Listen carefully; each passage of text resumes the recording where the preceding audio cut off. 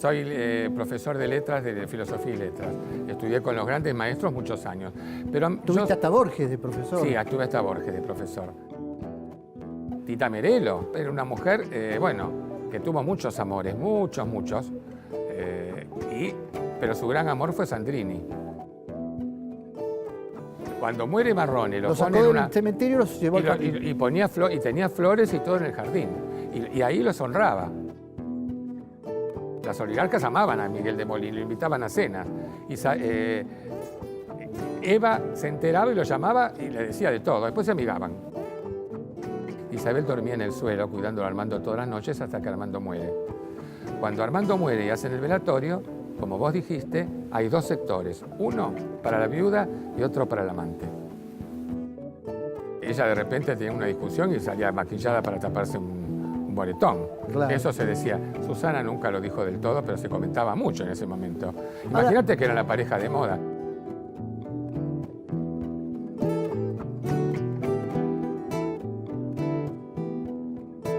Hola, bienvenidos. Gracias, como siempre, por acompañarnos, por asistir a la clase, por difundirla en las redes sociales, por los comentarios que nos llegan por ahí, siempre tan generosos.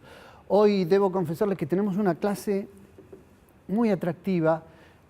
Vamos a hablar de todo el espectáculo argentino del siglo XX, en un libro que se los voy a recomendar muchísimo, pero debo confesarles desde el comienzo la imposibilidad le decía recién al autor, la imposibilidad de hablar de todo lo que quisiera, por todo lo que me provocó este libro y por todo lo que me parece tan interesante de contar, pero lo intentaremos con Jorge Lafauci, que es el autor. Felicitaciones por el trabajo. Muchas gracias, encantado de estar con vos. Así que muy contento de estar aquí y de hablar del libro con vos. Tanto que tenemos que hablar, Jorge. El libro se llama Un siglo de secretos en el espectáculo.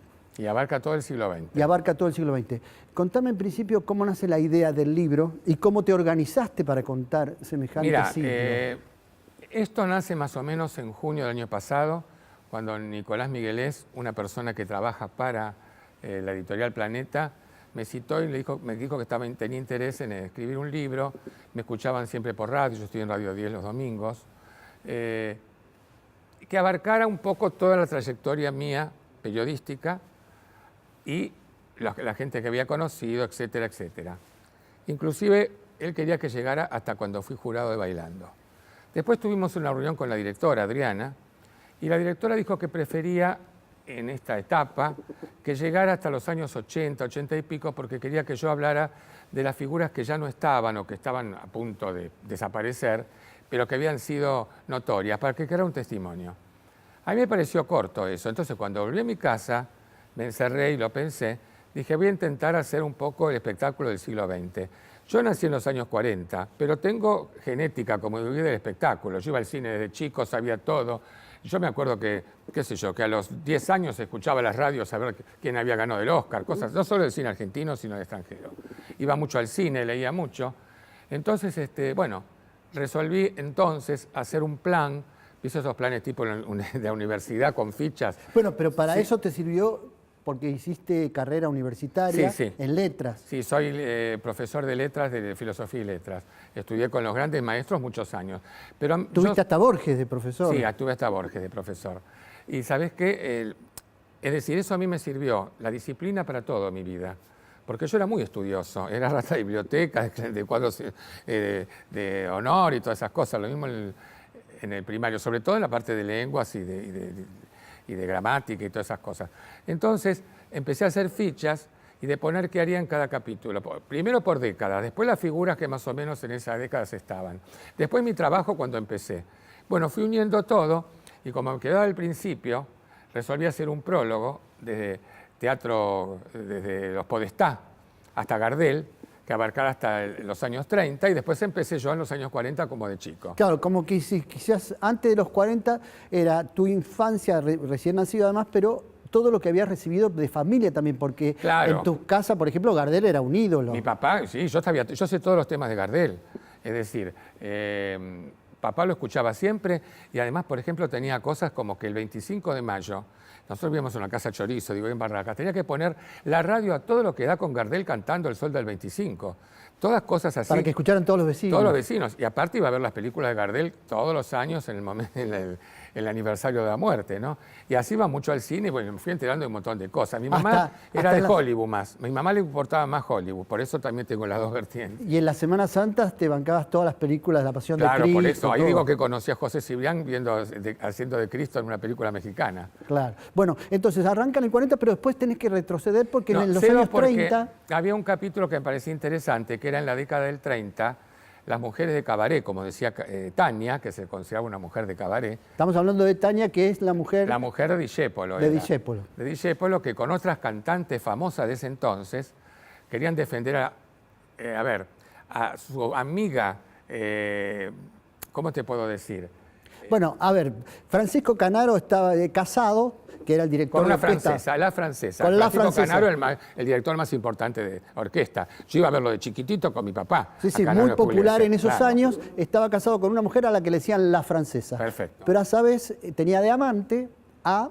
Ada Falcón. Ada Falcón, la que mujer era... de los ojos maravillosos que le hizo Yo no sé qué me han hecho tus ojos. Claro, una cantante de tango Pero también. fue famosísima. Fue al nivel de Libertad Lamarque, pero más rica. Pero Canaro no dejaba a su mujer. No la dejaba. Y entonces las amigas de Ada Falcón... Sí, que eran todas, que eran Tania. Azucena te digo decir, ¿cómo se llama? Alicia Viñoli, la primera esposa de Luis César Amadori, antes de Zuli Moreno. La mujer de Pepe Arias, que era esta vedette que estuvo casado con García Burr. Bueno, todas esas mujeres querían que se casara Ada Falcón con Canaro, pero Canaro no dejaba a la francesa. Entonces iban a la salida del cabaret, esto me lo contaba Tania, a las 3, 4, 5 de la mañana, a las puertas de Chacarita, a hacer con velas y con trabajos negros y brujerías y todo para lograr que se alejara de su mujer Canaro y se casara con Ada Falcón. Ada Falcón, como no lo logró, ni ellas tampoco lo lograron, empezó a refugiarse en los delirios místicos, veía a Cristo con maderos por la ventana, vivía en una casa fastuosa, pero fue dejando todo, hasta que terminó recluida en una choza de Córdoba con su madre, donde dormía en el suelo y donde se hacía dejar bandejas con la comida en la puerta de la choza para que nadie le volviera a ver los ojos que le había hecho Canaro, yo no sé qué me han hecho tus ojos, por ser ojos pecadores, porque habían visto el pecado. Entonces no lo veían los hombres. Ella dejaba una bandeja y al otro día la volvía a poner y no salía de ahí, encerrada durmiendo sobre el ladrillo. Y ahí terminó su vida, sí. Terminó de mucho grande. Vino Claro. acá una vez, estuvo en Crónica TV, no en Crónica, no era allá, estuvo en el diario Crónica, ya de grande, para ver si le daba una jubilación. Y No, después hubo además, una película. Y además ella cuando cantaba tango se ocultaba atrás de unos telones De unos biombos y de unas cortinas, porque era tímida y no le gustaba que la miraran. Era rara. Claro. Bueno, hay un episodio que también marca tu vida, creo que a los 8 años, contás en el libro, cuando muere Eva Perón. Claro, porque yo estaba en una casa que no era peronista, era de radicales. Mi mamá un poco, pero mi papá y todas mis tías. Y claro, yo tenía tíos muy peronistas, porque la grieta estaba. Que no me digan que ahora viene la grieta, porque la grieta estaba. Había grandes discusiones políticas en la casa de mis tíos o mis tías. Bueno, y yo estaba en la casa de mis tíos, los peronistas, cuando de repente muere Eva, era chico yo, en la otra cuadra del Congreso, y yo me acuerdo... Claro, estaban viviendo a una cuadra del Congreso. No, yo estaba visitando una tía que vivía en Rivadavia 1934, a una cuadra del Congreso, y veo que toda la familia, cuando hablan de Eva Perón, se ponen a llorar, chicos, grandes, las mujeres, los hombres estaban jugando al billar en los 36 billares. Y bueno, y mi mamá un poco también se emocionó y me golpeó mucho porque yo era chico y empecé a ver los crespones, las procesiones, ¿cómo te puedo decir? Los altares que hacían en los barrios frente a mi casa. Y yo había estado, cuento ahí, de chico, años antes, tendría 7 años, en un edificio que estaba en Avenida de Mayo, en un piso alto de primos de mi mamá, cuando fue el renunciamiento de Eva. Lo recuerdo como, viste, como que la gente iba, venía, que renunciaba, ¿te acordás que ella decía? Que ella hablaba con el pueblo y dijo, le voy a contestar después, cuando fue el renunciamiento. En el año, claro, antes, cuando ya se sabía que estaba enferma. Claro. Pero digo, en ese episodio te marca porque Me marca como el comienzo de mi infancia, el final de mi infancia fue. Siendo tan chico además. Claro, pero ¿sabés qué? Era como que yo tenía una educación por mi madre bastante, te diría, a ver, ¿cómo te puedo decir? Bastante negra, porque mi mamá me cantaba viejas canciones de muerte siempre, de moros en España, de romancero español. Entonces, viene la muerte de Evita y yo veía, por ejemplo, en la Plaza Constitución a Evita vestida de santa con unas alas y me hacía muchas fantasías, ¿no? Ojo, soy evitista, ¿eh? A mí me parece, yo después estudié toda la vida de Eva siempre, todo lo que salió de Eva, hasta escribí un libro sobre Eva. Claro, ¿no? Y además por eso contás en el libro sus comienzos como actriz, cuando su película, la única película que ella protagoniza, es prohibida. Es prohibida porque era la esposa del presidente, pero ella se la mostraba como le gustaba, la pródiga, se la mostraba a la familia en la casa donde vivía. No es que fue prohibida por la oposición, fue prohibida porque cuando ella asume como primera dama, quedaba mal que una primera dama además fuera protagonista en el cine. No, protagonista que aparte decía una mujer que ayudaba a los pobres, pero que tenía un novio y que además se suicidaba en la película. Claro. Había una serie de cosas que no... En aquella época, imagínate lo que fue, revolucionario, que Perón estuviera con una actriz. Y hablando de la grieta, contás el episodio con Libertad Lamarque. Sí, todo lo que pasó con Libertad Lamarque en esa supuesta cachetada que le dio Libertad a Evita. Que se puede resumir en el episodio de la cachetada, ¿cómo es? Que además no se sabe si es verdad o no, porque la propia Libertad después dijo... Hubo muchas versiones, y Libertad, que fue la testigo que quedó... Porque Libertad Lamarque trabajaba en una película... Que era protagonista. Era la protagonista. Libertad era la gran estrella de América en ese momento. Y Evita era actriz, pero ya tenía relación con el coronel Perón. Entonces le dieron un papel importante, pero de reparto, en una película que dirigía Soffici, Mario Soffici, y los protagonistas eran Hugo del Carril y Libertad Lamarque, se llamaba La cabalgata del circo, y ahí hacía un papel destacado Eva Duarte. Pero ahí fueron los cimbronazos porque Eva llegaba tarde, ella salía con Perón y tenía obras que hacer, y llegaba en coche, y Libertad, que era muy ahorrativa, aunque faltaba nafta, siempre fue fama de muy ahorrativa, llegaba en un colectivo y en un tren a los estudios lejísimos, y esperaba, y no llegaba nunca Eva para las escenas, y ella estaba un día furiosa, esperando, y de repente abrió una puerta y vio que Eva no solo había llegado tarde, sino que estaba tomando algo con el director Soffici. Y ahí ocurrió, algunos dicen la cachetada, la discusión. Libertad dijo, fue una cosa bastante también pueril la que dijo Libertad. Yo era muy bajita para darle una cachetada a una mujer tan alta, ¿no? Dijo. Claro. Pero además, ella después lo dijo y me contó que de alguna manera no había sido una cachetada, que fue que se burló de ella. Como que la vio llegar a Evita, la vio sentada Evita y le dijo, ha llegado la señora, qué bien la señora, y se arrodilló, hizo todos gestos así como si fuera una estrella. Y la otra se quedó dura, no contestó nada, pero parece que eso después a la larga, según Libertad, trajo ese problema de que no pudo más Libertad trabajar. Claro, la censuraron o le impidieron trabajar. Le impedían trabajar. Y se tuvo que ir del país. A México. Pero, que eso también lo digo en el libro, la hija la llamó a Libertad, a Eva, cuando Eva ya era Eva Perón, porque había habido un terremoto en Centroamérica y trabajaba la madre y no sabían cómo conectarse. Y Eva la hizo conectar, aunque eran enemigas, con su madre a la hija de Libertad Lamarque.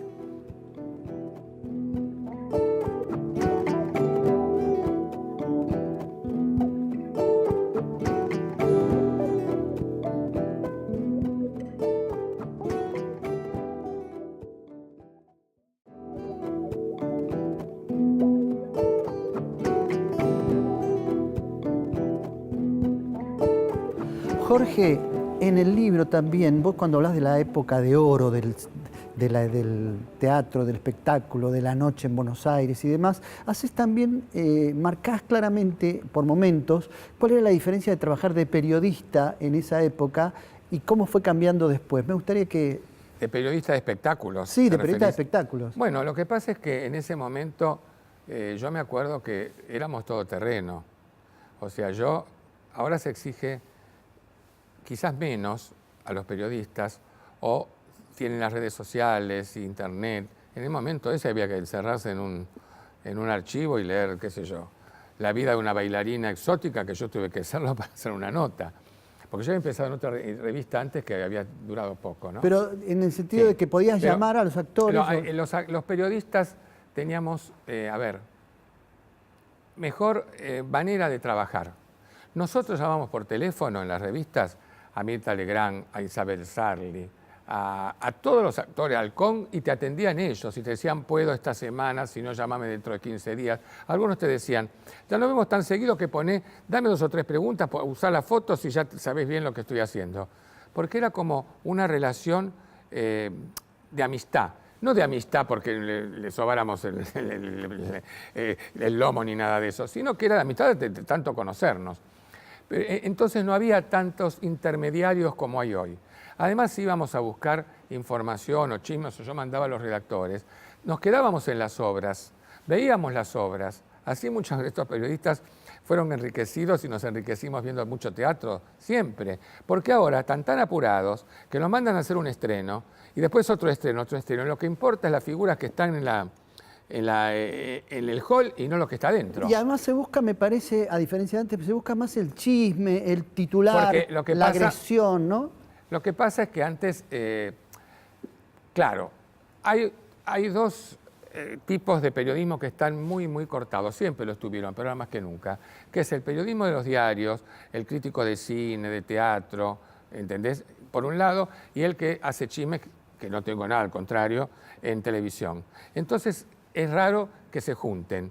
En aquel momento todos hacíamos todo, ¿entendés? Hacíamos una crítica de cine y al mismo tiempo hacíamos un chimento si nos enterábamos. Era otra manera de ver la profesión. Además, nosotros nos manejábamos, y eso sí creo que es un tiempo de oro para mí, porque soy de aquella época, con estrellas, con actores. Ahora la televisión creó sus propias figuras, que no tengo nada contra ellos, que son mediáticos, pero que no tienen que ver con el cine, con el teatro, tienen que ver con ese boom que tienen en ese momento en televisión. Entonces es algo distinto. Que no responde a veces a condiciones artísticas, a trayectoria, a talento. A ese momento de suerte, de esos 15 minutos de suerte, que hay que ver si los mantienen, porque el problema ya no es llegar muchas veces, es mantenerse, ¿verdad? Claro, claro. Jorge, volviendo al tema del libro, de cosas que vos vas contando en el libro, el tema de las amantes es bastante recurrente, ¿no? Historias que parecen increíbles ahora. Claro, lo que pasa es que la mujer tenía un rol que no es el de ahora. Por ejemplo, el de la historia de José Marrone. José Marrone, por ejemplo. José Marrone, que también estaba casado. José Marrone estaba casado, tenía una hija Coqui, con una señora de la edad de él, y en los años 50, conoció en una revista a Juanita Martínez. Y fue amante de muchísimos años. Pero él era de aquella época donde no se separaban los maridos. Entonces siguió viviendo con la mujer hasta el momento que murió la esposa legal, que murió ya de grande, y murió la mujer legal. A la semana él le hizo a Juanita Martínez, que era su amante, una serenata como las de antes, con tangos y milongas en la puerta de la casa, y se casó con ella. José Marrone fue a la puerta de la casa a hacerle una serenata a su amante. A su novia, ahí ya esa es la novia. Ahí se la reconoció como novia. Se casó. Una semana después de muerta la esposa, digamos. Pero ya era todo sabido. Sabíamos, por ejemplo, que la mujer iba hablando mal de Juanita por los canales en el momento de auge del circo de Marrone. Los que nos metíamos en los canales, ahí sacábamos las informaciones. Y se casó al poco tiempo y fueron felices hasta el final. Claro. Una pareja muy particular, pero ella fue la amante. Y además Juanita se quedó con sus restos, digamos, porque te contó, Juanita, la historia... Me contó una historia muy particular en una cena. Me dijo que ella iba mucho al cementerio, como era Sarli, que nunca dejó de ir. Y que de repente se dio cuenta que los restos de sus parientes, voy a decir algo macabro, hermanos y padres, no tenía por qué dejarlos en el cementerio de la Chacarita, que era mucho trayecto ir y venir. Y los enterró en su casa, los restos los enterró en su jardín. Mientras, cuando muere Marrone, los sacó del cementerio y los llevó al jardín. Y tenía flores y todo en el jardín. Y ahí los honraba.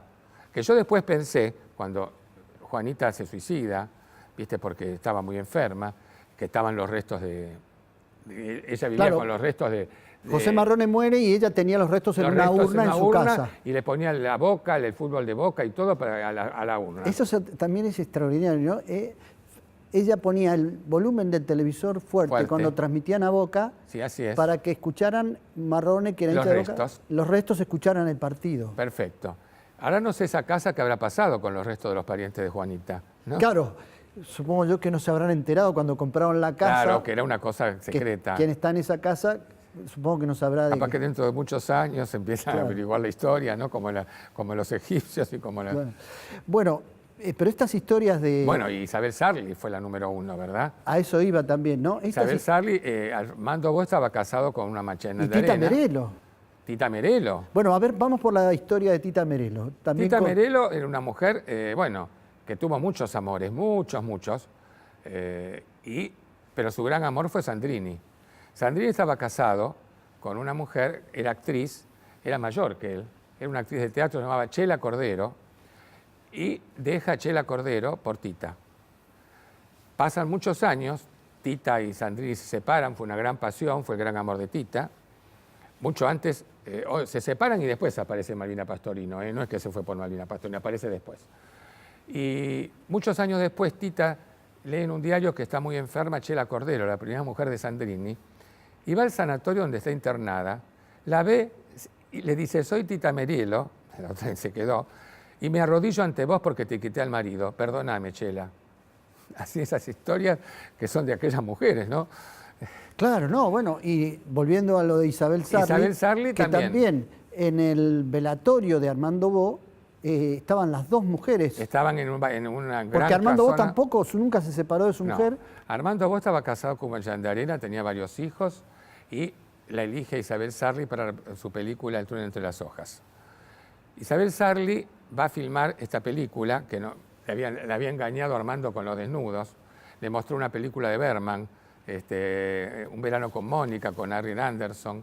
Ella mucho no quería, le dijo que se ver de lejos, le puso una lente, se hace el desnudo. Ya era, Isabel Sarli era Miss Universo, había participado, Miss Argentina. Era Miss Argentina. Había participado en Miss Universo, la había recibido Perón. La había recibido Perón, así es. Y era modelo muy cotizada. Una modelo muy cotizada, pero nunca se había desnudado para una película hasta ese momento. Aparte era muy pacata, era una señora del interior, Claro. ¿no? Entonces, pero lo curioso es que al mismo tiempo que ella hace esa película y que Armando Bo se le tiraba el lance, porque recién se conocían, otro Bo, millonario, que era productor de la película. Paraguayo también se le tiraba un lance y ella eligió a Armando Bo.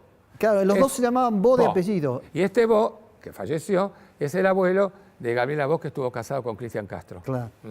Bueno, entonces en esa historia, en la primera película que filma Isabel Sarli, El trueno entre las hojas de Roba Bastos. El trueno entre las hojas, Armando Bo la engaña, cambia la lente de la película para poder acercarse más, y finalmente cuando Isabel la ve, el estreno de la película... Se queda loca porque salen primeros planos de frente. Era la primera vez que ocurría en el cine argentino. Claro.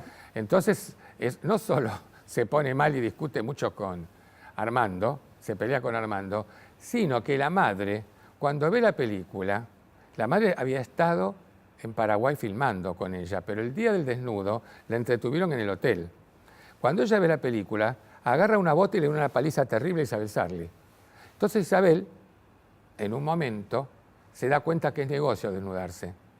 Entonces también era muy hábil, era una mujer que sabía inglés, que hacía los contratos de las películas, y reside, con el tiempo es socia de Armando Bo, y se desnuda, pero para que la madre no le diga nada, hace un cine en su casa y da todas sus películas cortadas, para que la madre no viera los desnudos. Claro, pues si no se iba a ligar otra paliza. Otra paliza de la madre. O la madre un poco hacía la vista gorda. Y también en la relación con Armando Bo, que seguía casado Armando Bo. Y Armando Bo vivía una gran pasión.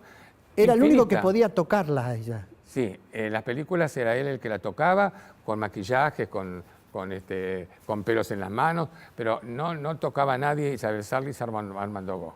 Y todas esas frases míticas de las películas de Armando ¿fueron efectivamente ciertas las películas? Algunas sí, otras Ejemplo, ¿qué pretende usted de mí? Sí, con Romualdo Quiroga. Romualdo se rió un día que me dijo que en realidad no había sido tan así, y ella tampoco.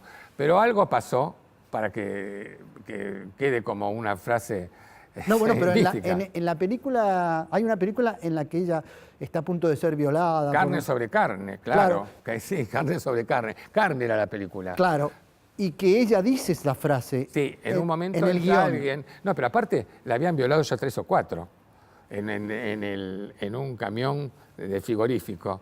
Y entonces cuando entra al cuarto o el quinto, ella lo mira llorando, desnuda, y le dice, ¿qué pretende usted de mí? Eso sí. Claro, por eso digo, también fue una No, película... porque lo de Romualdo era otra cosa.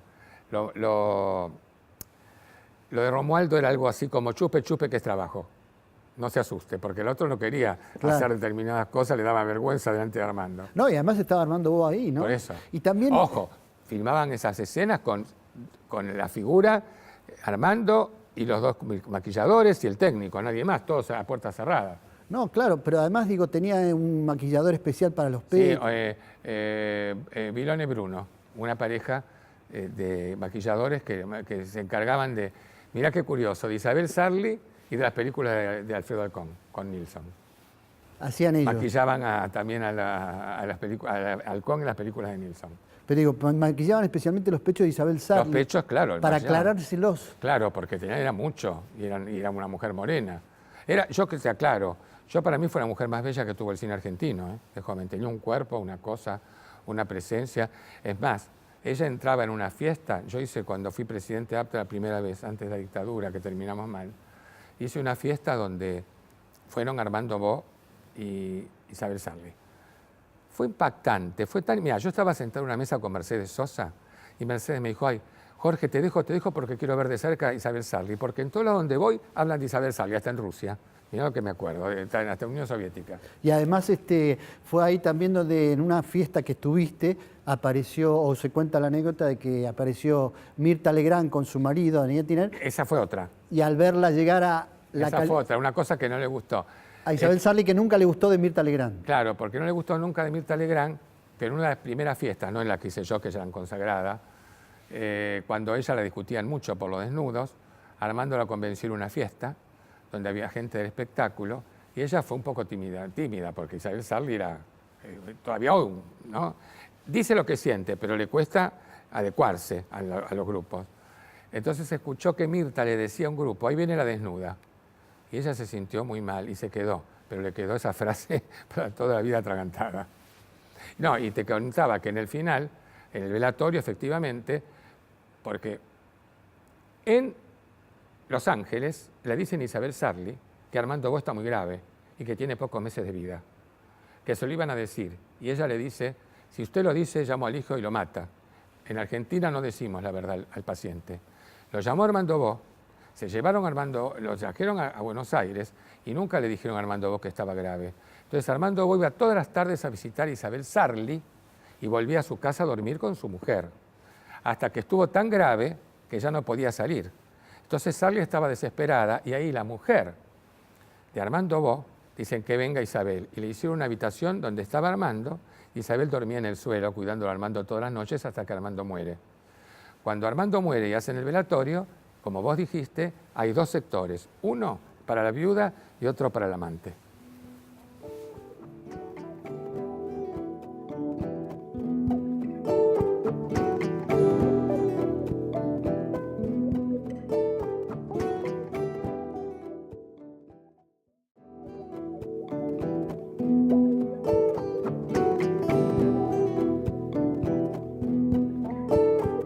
Jorge, hay un capítulo en particular en lo que te referís a lo que eran el ambiente homosexual, donde aparece la historia... Maricas se llama. Maricas. Los primeros que de alguna manera salieron dijeron la verdad. Claro. Que es Miguel de Molina. La historia de Miguel de Molina y después de Paco que es un Yamadeu. personaje mítico del espectáculo en la Argentina y también en España, donde tiene una calle, donde se lo recuerda. Y muchos argentinos se enteraron de su vida y de su historia a propósito de una película que fue muy popular que se llamó Las cosas del querer. Las cosas del querer, donde el protagonista era un poco la vida de Miguel. Manuel Bandera, que él se enojó porque dice que no le pagaron los derechos. Claro. En ese momento. Porque en ese momento él estaba viviendo en una casona en Belgrano. Él vivía en una casona en Belgrano, pero de tipo español, maravillosa, pero se fue encerrando, ¿viste lo que es también la vejez? encerrando y terminó viviendo en el living y haciéndose la comida en el living, y tenía todas las piezas cerradas, las habitaciones cerradas con todos sus grandes trajes, que después un sobrino lo rescató y hizo una gran exposición en España y acá. Pero contá un poco la historia de Miguel de Molina, porque para mucha gente joven... Miguel de Molina era una figura señera en España, muy importante, el creador de alguna manera de la copla, y bueno, era homosexual, era amigo de García Lorca, de Rafael de León, de los grandes, y cuando ocurre la revolución en España, a él es muy maltratado, no lo dejaban actuar. El triunfo del franquismo. El franquismo, ¿no? Lo maltratan mucho, un poco como le pasó a Miguel de Molina, pero él no tenía la trayectoria de Miguel de Molina como escritor, ¿verdad? Entonces, estamos hablando de Lorca. Y que era amigo de él. Del amigo de él. Entonces, él lo amenazan varias veces con matarlo, con hacerlo desaparecer, y en un momento lo secuestran, le dan una paliza infernal. Miguel de Molina. A Miguel de Molina, en Madrid creo, lo rapan totalmente, desconocidos, y lo purgan con ricino. O sea, que le hacen todo lo imposible, y él, como no puede más, ahí decide irse y viene a la Argentina. Viene a la Argentina y es muy bien recibido, porque acá había mucha colectividad española. Estaban, vos sabés que de un lado de Avenida de Mayo los franquistas y en el otro los republicanos. Los republicanos. Y es una gran estrella acá. Pero ¿qué ocurre? Al principio de los años 40, cuando él viene, hay una gran polémica porque un diario descubre orgías que hacían los cadetes del Liceo Militar con mujeres y con otros chicos. Entonces se suicida uno. Una obra que dirigió Barney Finn este año trataba este tema. Se suicida un chico, se arma una gran batahola, y entonces el gobierno que era militar, dice que el mal ejemplo era Miguel de Molina, que nunca se supo si no estaba metido ahí, porque quedó muy en secreto, porque había figuras del espectáculo que iban a esas reuniones. Entonces él lo echan y él se va a Brasil, vuelve un tiempo a España, va a México, donde no lo reciben bien. En ese momento el presidente era Jorge Negrete, no le daba lo que él creía que le tenía que dar. Presidente del espectáculo. De los actores, como si fuera presidente de actores. Claro. Entonces, él está ahí viendo qué pasa y haciendo giras, y lo llama Perón y Eva Perón cuando asumen el poder. Entonces, él vuelve, y él siempre fue peronista porque le agradeció mucho a Perón y a Eva que lo trajeran. Y se hace íntimo de Eva. Él me contaba en una reunión que está en el libro, que habló hasta la madrugada, que competían en joyas, competían en coches, en perfumes. Miguel de Molina y Eva Perón. Eva Perón. Se hablaban por teléfono y se decían todas las cosas que había hecho en el día, a la madrugada, y ella lo insultaba si se enteraba, porque se enteraba de todo, si había ido a ver alguna oligarca que la odiaba a ella, porque las oligarcas amaban a Miguel de Molina, lo invitaban a cenas. Y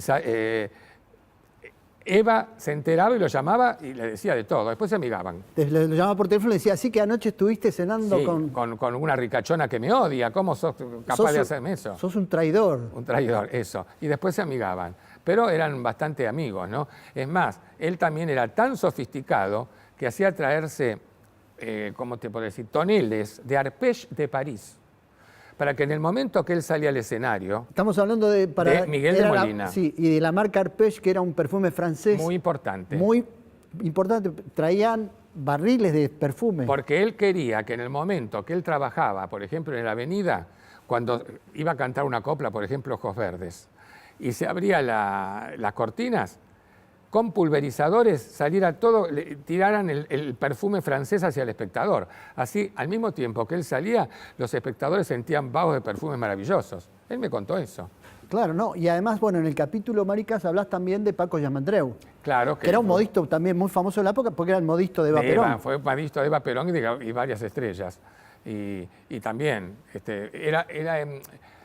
estaba asumido, los dos fueron asumidos, ¿verdad? Claro, pero también había todo un mundo gay que en ese momento era muy reprimido. Sí. Y que muchos actores argentinos... Siempre, como en Estados Unidos. Como Estados Unidos, cuando se reveló el SIDA en Estados Unidos, que la gente se enteró que Rod Hudson era... Claro, era gay. Era gay, pero que se mantenía oculto porque era parte del negocio. ¿Cómo? Y ahora, yo leo todas las vidas de todos, Cary Grant, que anduvo con Randall Scott, mucha gente tenía una doble vida, ¿verdad? Y aquí en Argentina, además, incluso algunos tenían matrimonios, el caso de, o vivían en pareja, el caso de Alfredo Alcón, por ejemplo. Sí, pero Alfredo Alcón tampoco nunca asumió, ¿eh? Siempre lo de Alcón estuvo en pareja con su primera esposa, estuvo Con Norma Leandro. con Norma Leandro en pareja, hasta dicen que con María Rosa Gallo, pero nunca se dijo. Es decir, no era una persona que hablara nunca de la sexualidad. Y a diferencia del mundo del espectáculo que vos conocías también en Hollywood y demás, acá también esa represión continúa de alguna manera, digo, no solo en el mundo gay, sino también con las mujeres. ¿Hay cierta todavía discriminación en ese sentido en el mundo del espectáculo? Sí, yo creo que sí. Es más, creo que hay más discriminación con las mujeres lesbianas que con los hombres gay. Porque los hombres gay, de alguna manera, al salir tanto del closet, no digo que por eso sea que estén aceptados socialmente en todas partes, pero viste que están en televisión, lo llaman para programa, lo llaman. Las mujeres más todavía no está del todo bien mirada, creo yo, ¿no? ¿Y eso les afecta? Lamentablemente. ¿Y eso... Además, muchas mujeres yo creo que se casan, tienen hijos para cumplir con los deberes de madre y que después no estén acusándola de otra cosa, ¿no? Claro. ¿Vos crees que eso les afecta en su trabajo? Es decir, en el trabajo del espectáculo, Sí. que las contraten o no para sí. cine, No para... te digo en gente joven o sobre todo en cantantes, en el mundo sabés que está lleno, pero creo que el revelar la sexualidad te afecta en tu carrera. Estoy convencido. En el carrera artística. Al hombre y a la mujer, ¿eh? En la carrera artística. Sí, porque por algo solo Ricky Martin lo dijo abiertamente. Los afecta porque no le dan menos oportunidades, le dan, ¿entendés? Le dan es decir, no digo los actores transformistas que ya hacen de eso un género, digo los actores que son grandes actores, ¿verdad? Y que de repente se ven imposibilitados, quizás por ese rumor, a trabajar en papeles no tan importantes, o no tan fuertes como ellos querrían. Pero ojo, esto gracias a Dios se está borrando cada vez más. Claro, o quizás porque les afecta en parte al público femenino también que los sigue, que piensan ellos que los puede afectar. Yo, por ejemplo, conocí un cantante que tampoco lo dijo nunca, pero que se dijo mucho, que fue Rafael. Viste que se casó con Natalia Figueroa y todo. Pero yo te digo la verdad, más allá de lo que se dijo, las mujeres lo adoraban y lo adoran. Viene acá y llena los teatros el Gran Rex con señoras maduras que lo adoran y lo aplauden de pie. O sea, son figuras que están más allá de la sexualidad, ¿no? Claro. Y por último, en relación a esto, viste que hace poco saltó un caso en Hollywood, el caso del productor, uno de los productores más importantes, que ahora las actrices empiezan a reconocer que era un acosador sexual serial durante muchos años. Todas. ¿Eso se repite también acá, en lo que llaman el casting sábana? Yo creo que se repite en todos los países. Aquí también. Aquí también. Y en Hollywood también. Acordate de la época de Chaplin. ¿Cuántas acusaciones tuvo Chaplin por estupro, por haber estado con chicas jóvenes y todo? Acordate de cuando era joven Chaplin. Es decir, es una cosa que se repite pero está tapada. Ahora, con este productor de Hollywood se empezó a destapar. No sé si acá se destapará algo, pero supongo que como en todos lados. Yo me acuerdo que una actriz hace muchos años, una actriz que vive todavía, dijo en un reportaje algo que me hizo reír. Dijo, cuando nosotras éramos jóvenes, los productores se tiraban encima de nosotras. Ahora que estoy madura, los productores se tiran encima de los galanes. Como que había cambiado un poco la costumbre, ¿no? No de las chicas, de los chicos.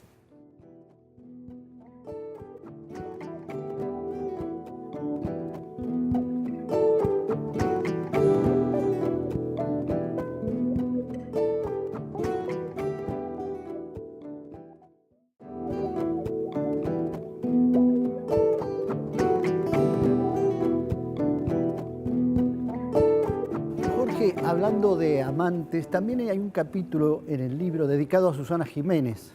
Sí. Un poco a recorrer su trayectoria y a recorrer sus historias amorosas. Ajá. Que ahí también hay... Sí, pero esas son más conocidas, porque más viste que es una mujer que nunca ocultó nada. Nunca ocultó nada. Claro, digamos la historia con Ricardo Darín, la historia de Cacho Castaña cuando se oculta en el baúl del auto. Ella estaba con Monzón en ese momento. Claro, porque Monzón podía reaccionar violentamente. Claro, imagínate, ¿no? Monzón. En un momento dado, Monzón, cuando se separa de ella o cuando tiene un conflicto con ella, la acusa de estar rodeada de... ¿Digo la palabra? Sí. Es una palabra fuerte. Lo que pasa es que yo, de director de TV, eso lo dijo a Guillermo Blanc, mi colega, Y en ese momento no se podía poner esa palabra. Claro. Y la levantaron los diarios tal como dijimos. Ella dijo, está rodeada de putos. Él dijo. Él dijo. De, Susana está rodeada de putos que le llenan la cabeza. Nosotros pusimos como si te dijera qué sé yo, de mariposones, Sí. ¿entendés? Para que no fuera tan fuerte. claro. Pero digo, Fue un poco antes de separarse, se separó al mes. claro, pero fue una relación muy pasional y además Muy pasional. Ella intentó que Monzón leyera libros. Sí. Entonces comía las heces, le hacía leer todo. Quería ponerle profesores para cultivarlo. Pero y él a su vez respondía a veces violentamente y ella ocultaba la Ella la ocultaba, situación. no estaba tan violento como estuvo después, que viste con Alicia Muñiz y todo. Pero se comentaba que cuando estuvo en Europa, que ella fue y trabajó, hizo cine con él también en ese momento, ella de repente tenía una discusión y salía maquillada para taparse un boletón. Claro. Eso se decía. Susana nunca lo dijo del todo, pero se comentaba mucho en ese momento. Imagínate que era la pareja de moda. Era como si te dijera, qué sé yo, Liz Taylor y Richard Burton. Claro. Y antes de ellos, ¿sabés quiénes eran que pongo en el libro cuando yo empecé? Raúl Lavie y Pinky. Pinky y Lavie eran la pareja del momento durante muchos años acá. Bueno, sigamos con Susana. No, y Susana, digo, tiene también un gesto que me hace recordar al que contaste de Tita Merelo. Ajá. Sí. Porque Susana, después en su programa, ya siendo una diva y sin necesidad casi de hacerlo, Sí. lleva a su programa a Pelusa, que era A la Pelusa mujer de Monzón. Monzón, cuando ella salía con Monzón. Claro, es más, ella había tenido un incidente con Pelusa. Cuando Pelusa se entera de que su marido sale con Susana, va a la puerta del Teatro Astos y la agarra del pelo y la quiere tironear y le dice cosas bastante fuertes y ella llama a Pepe Parada, que es su representante, para que la separara. Pero es cierto, No, muchos pero años además, después. Pelusa con Monzón, a Monzón ya le había pegado un tiro una Sí. vez, que Monzón tenía la bala, todavía que nunca se la pudieron sacar, Monzón tenía la bala en la espalda. Porque se conocieron muy jóvenes, como Y además- si dijeran 17, 18 años se No, casaron. además recuerdo a Monzón, porque yo lo entrevisté alguna vez, que Monzón dijo, recordando ese episodio de Pelusa, si no me agacho me pega el tiro en la cabeza. Claro, Porque era una mujer alma llevar. Y además- Después se hizo evangelista, entonces eso la calmó. Y entonces, cuando era evangelista, Susana la invitó a Pelusa, a su programa, y le explicó la relación que había tenido con Monzón. Así es. O sea que, Y ella explicó que cuando Monzón salió con ella, empezó a salir, no le dijo que era casado. Eso me acuerdo que le dijo. claro. Bien, lamentablemente... Y también, ojo, Susana Jiménez juntó a dos enemigas de toda la vida, que eran Tita Merelo y Malvina Pastorino. Claro, también hizo eso. Y que Tita Merelo se disculpó con Malvina Pastorino o no. Sí, digamos, los dos, sí. Hablaron de Sandrini y Malvina Pastorino también dijo, bueno, nuestros caminos nunca se pudieron Claro, juntar. fueron dos etapas distintas en la vida de Sandrini. Claro. Jorge, estamos llegando lamentablemente al final porque el perfecto. libro es tan interesante, tan atractivo, tan bien contado, porque además fuiste protagonista de muchas de estas historias. No es Así que las es. contás por relatos ajenos. Vos todavía hoy te seguís viendo con Isabel Sarli o todavía... Sí, la llamo. Y además tuviste relación muy cercana con Mirta Legrand y con, digamos... Se llama mirtólogo, Mirta. ¿Eh? Mirta me dice que soy el mirtólogo. Claro, porque te recordás más... Porque es especialista en Mirta. Porque recordás más de ella que ella misma a veces. Sí, yo siempre digo, conozco más de esta figura que de mi mamá. Claro. Eso yo, pues, no sé si será porque las estudié más, ¿no? O las conocí más. Y me estoy acordando ahora también, como contás al mismo tiempo tu vida, bueno, lo de Amelita Vargas, por ejemplo. que Amelita nos Vargas, queda- que era una mujer que yo admiraba de chico en las películas y que terminé siendo amigo de ella, visitando la casa, y que en estos años muy maduros que tiene un gran novio, dice. Por eso digo, Un novio joven. contás en el libro cosas increíbles, porque primero, que Amelita Vargas, para la gente que la conoció en su momento, que fue un suceso extraordinario, Amelita Vargas, que competía con otra... Blanquita Amaro. Con Blanquita Amaro, pero Amelita Vargas todavía vive ahí cerca de la avenida Santa Fe Así es, Santa Fe. y tiene, y hace poco tiempo a su edad, empezó a tener un romance que poca Un gente romance que conoce. es un noviazgo muy fuerte y que ella dice que es el hombre de su vida. Por eso digo. Todas esas historias están en este libro que es interesante para la gente que vivió la época y para quien no lo vivió, que se dé cuenta que hay toda una tradición y una historia, porque al mismo tiempo recordás películas, obras de teatro, hay todo un Es registro. un testimonio del siglo XX en el espectáculo. Esto es lo que yo más o menos Claro, le propuse, ¿no? Y que es a la vez un testimonio de una cultura popular Sí. que debería ser recogida por los jóvenes, debería ser conocida por los jóvenes y continuada, porque es parte de lo que somos y es muy rica y de gran nivel artístico también. Muchas no hablamos gracias. solo de historias de chismes. Muchas gracias, Carlos. Realmente estoy emocionado de lo que estás diciendo. Porque, No, es que el libro lo vale. Estoy muy honrado de estar en tu programa que veo. ¿Viste? De verdad es para mí tocar el cielo con las manos un poco en este momento, de verdad. Nosotros te agradecemos muchísimo por tu trabajo porque el libro lo vale y lo decimos desde ese lugar. Gracias, Jorge. Muchas gracias, Carlos Sales.